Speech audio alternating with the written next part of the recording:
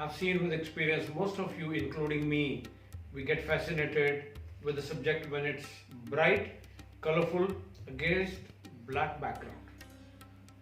And many of you are curious to know how to get a black background against your, at the back of your subject. And most of the times it's a portrait or a flower. Now, there's no one way to shoot black background. There are many ways. First is when you are in the outdoor and suddenly you find a place where your main subject is having main light, ambient light on him, direct light, and the subject is having a shade against, in the background. That is, it could be a door, or it could be a tree or a bush, which is creating a very nice shade, and the shade is in the background of your subject. The difference between the exposure of your main subject and the background should be 3 stops or more. But in this scenario, what can happen is sometimes there can be little hot spots at the back because through the bush some light is falling through the leaves. So what you do, the main subject should not stand against the hot spot. Means it should not cover half. The main subject is here and the hot spot is here. It will become difficult for you to remove it in Photoshop. So you should have subject here, hot spot here, somewhere outside the main body line. So you can stamp it in Photoshop. Next is, if you are very keen to shoot your flower or subject or anything and you want to create a black background, if it's a flower, you can put maybe your black bag at the back, or you should carry a black cloth. If you're carrying a black cloth, it should not be glossy. It should be matte and of not thick threads. And the secret of using black background in the outdoors is, number one, it should be tilted. Your subject is here, light is falling from this side and he's shooting from here.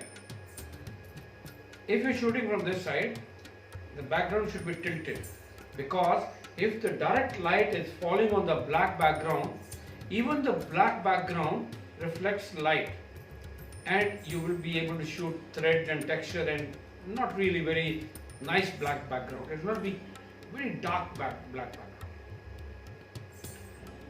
And second secret of using black cloth is the distance between the subject and the black background which you are going to erect is, it should be out of the depth of field, very clearly out of depth of field, because then it will be blurry.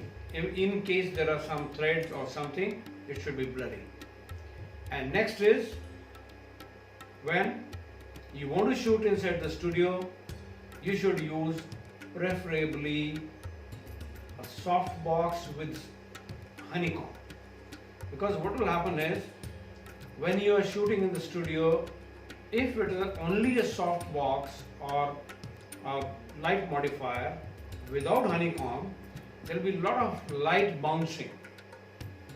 Either you use a black background in the studio, or if you don't want to use a black background, then your light should be very well controlled with a snoot or honeycomb, soft box with honeycomb.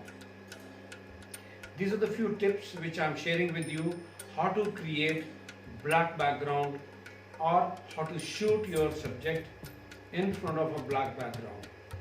Natural, semi-natural means there's a available light and you are traveling, you can create by setting a small piece of cloth or bag, or you can shoot in the studio, or even in the outdoors you can use a portable flash, and it should be powerful enough, or there should be a background again which should be little darker so your subject stands out.